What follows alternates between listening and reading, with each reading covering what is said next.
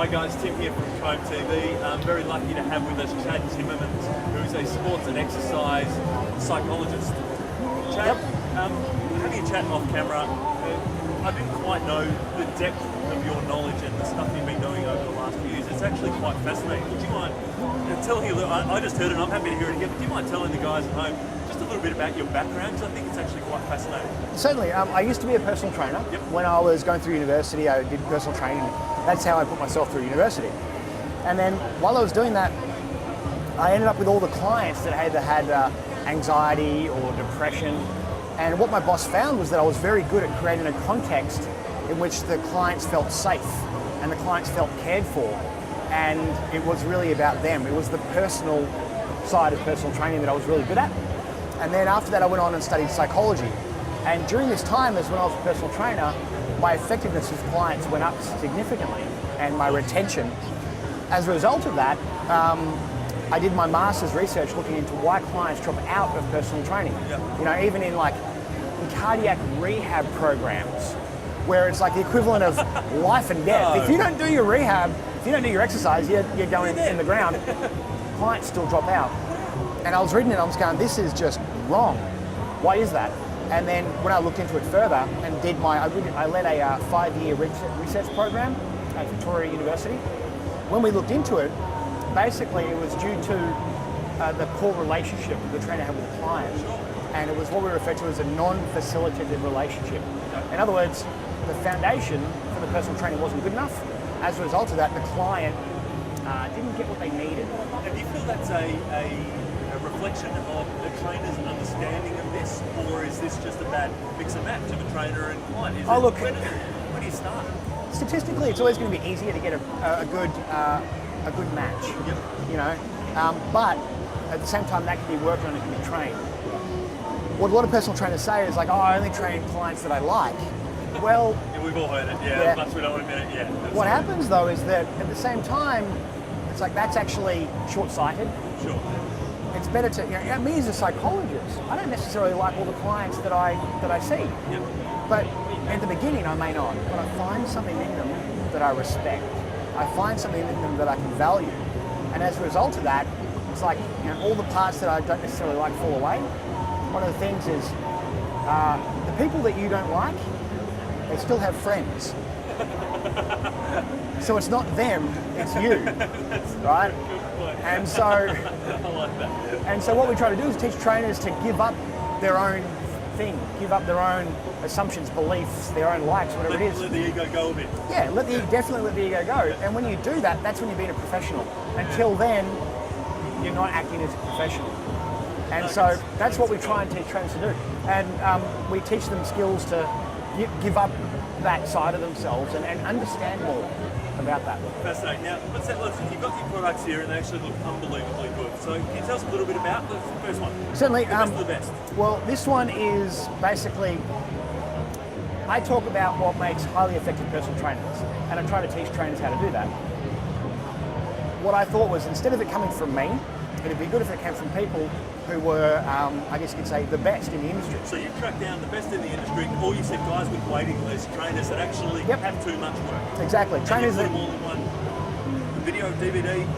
It's basically a series of 10 CDs. Amazing. And I've gone around for the last year and researched who were the best in Australia. Not necessarily, and also Paul Check, he's international. Sure. But great stories of Craig Harper says, I was full, so I wanted to get rid of some clients, so I put up my price. They didn't leave. I put up my price again. They still didn't leave. Good problems to have, by the way. Great problem to have. But we interviewed about why is that? Why are they so effective? And it's not the sales, it's not the marketing, it's how they connect with their clients personally.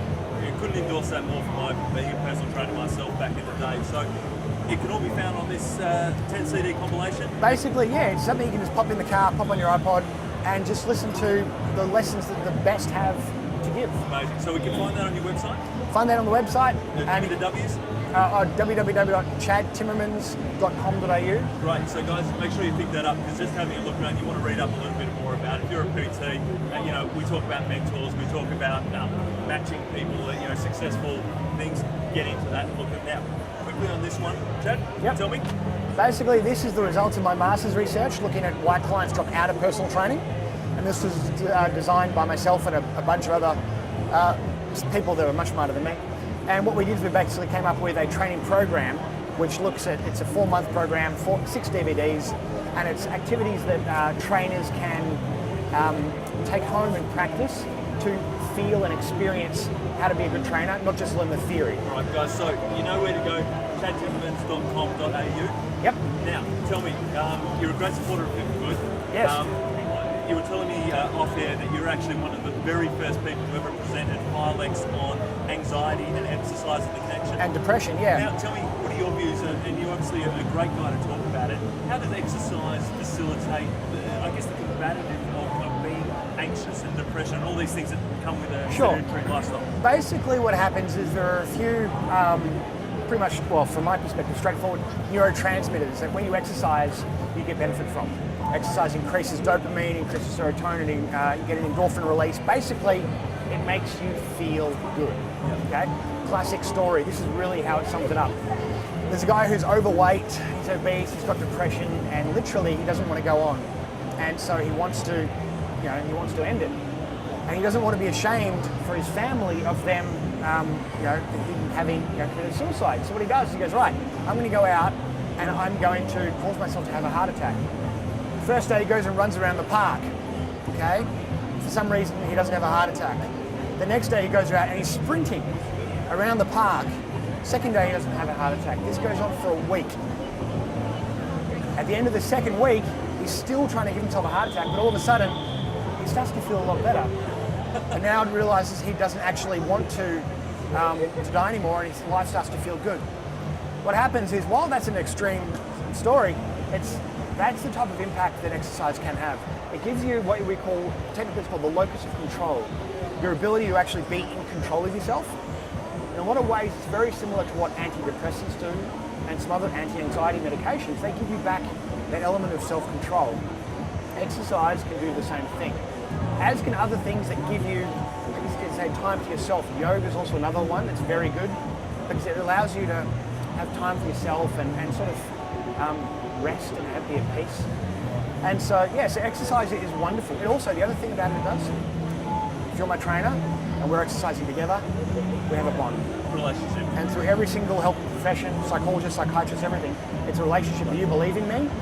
That makes me think, okay, well, there must be something more going on than how I might relate to myself. And that's the helping part. Guys, if that's not a better endorsement for the work that Fit for Good are trying to do, getting into communities and helping people actually start with those connections, get moving, get active, then I don't know what is. Chad, thank you very much for your time. It's been extremely insightful. And great products, guys. Check out chadtimmermans.com.au. Grab your stuff. It's absolutely awesome. Thanks, Chad. Thank you very much.